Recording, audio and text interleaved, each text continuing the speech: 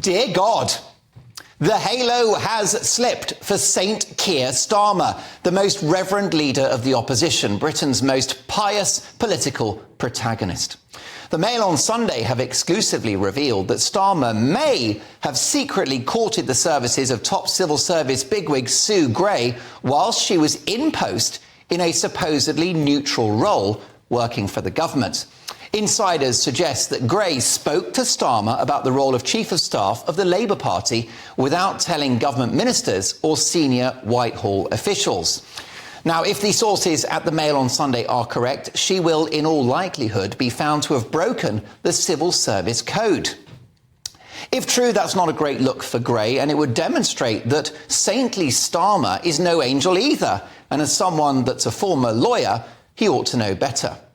As the brilliant Dan Hodges points out in today's paper, it raises a question not only about Starmer's self-proclaimed probity and integrity, but his judgment as well.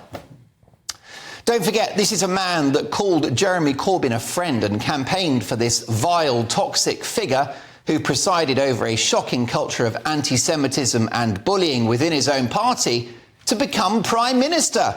Corbyn in number 10 would have been an economic disaster for this country. They wanted to nationalise everything that moved, and a national security disaster too, with Corbyn refusing to say if he would deploy nuclear weapons in the event of an attack on this country. Plus, he wanted to give Russia's Vladimir Putin the benefit of the doubt over the Salisbury poisonings.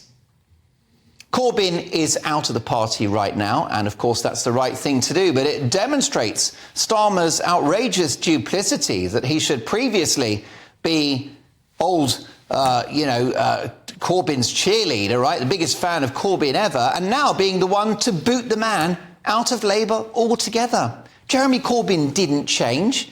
He's been a curmudgeonly hard-left crank for decades, which is why so many honourable Labour MPs left the shadow cabinet the moment Corbyn was elected.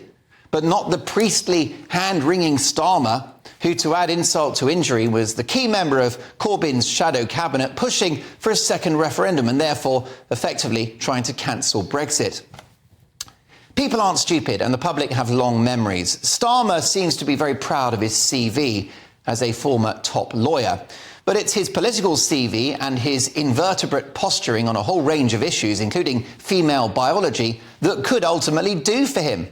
Whenever Starmer speaks, it's like a sermon, even though on so many occasions he vacates the moral high ground. For example, in not standing up for the women in his own party, like heroic Labour MP and friend of the show, Rosie Duffield, who has dared to defend women's hard-won sex-based rights. All she's received is vitriol and abuse from the Labour movement. I'm so sorry. I'm not a fan of the most reverend leader of the opposition. Holier than thou Starmer can go to hell. And if he ever does become Prime Minister, may God help us all.